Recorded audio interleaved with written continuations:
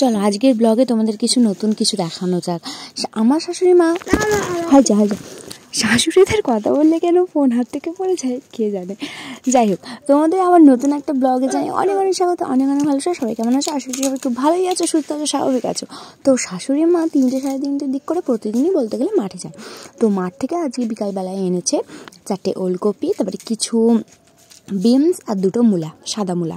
তো এই সাদা মূলোগুলো তাও ভালো খেতে, বাদ বাকি যে লাল মূলোগুলো হয় এবারে ভালো, একদম ভালো খেতে হয়নি। কি বিচির, ভিতরটা শক্ত শক্ত, মানে তুলে আনলেই ভিতরটা শক্ত শক্ত, মানে যে 2-3 দিন রেখে শক্ত হয়েছে তা না। মানে এই মূলোগুলো জানি না কীভাবে কী হয়েছে, জানি না গাছের গোড়ায় কিছু প্রবলেম হয়েছে কিংবা কিছু একটা হবে, বাট এই সাদা মূলোগুলো খেতে খুব ভালো। সেই ভাতেই দাও কিংবা ডালি করো কিংবা তরকারি করো, শুটকি মাছের ঝাল করো, সবেতেই ভালো লাগে এই সাদা মূলোগুলো। আর লাল মূলোগুলো পড়ে পড়ে থেকে ফেলে দিই, তাও ভালো লাগে না খেতে। যাই হোক, এখন থালায় করে তুলে রাখলাম, বিকালে পরে গুছিয়ে গাছে ফ্রিজে ঢোকাবো। আর ওখানে দেখতে পেলে চা দেখালাম, চাটা করেছিলাম, বড়দেরকে দিয়ে দিয়েছি। এবার আমার ছেলে বায়না করছে যে চা খাবে, অনেকটাই তো ছোটো, তাই জন্য ওকে চা দিতে পারি না, তাই জন্য একটু বনভিটাটা নিয়ে চলে এলাম, গরম জল করে ওকে গুলে দিচ্ছি।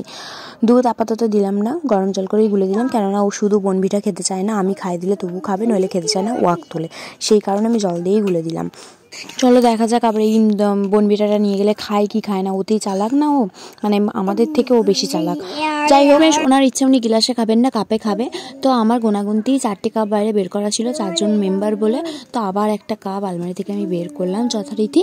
যাই হোক, কোনো অগোছালো জিনিসগুলো তোমরা দেখো না, কারণ এখনও আমার মানে গোছানো হয়নি, কেননা ওদেরকে চাটা দেওয়ার পরে তারপরে গুছাবো সব কিছু।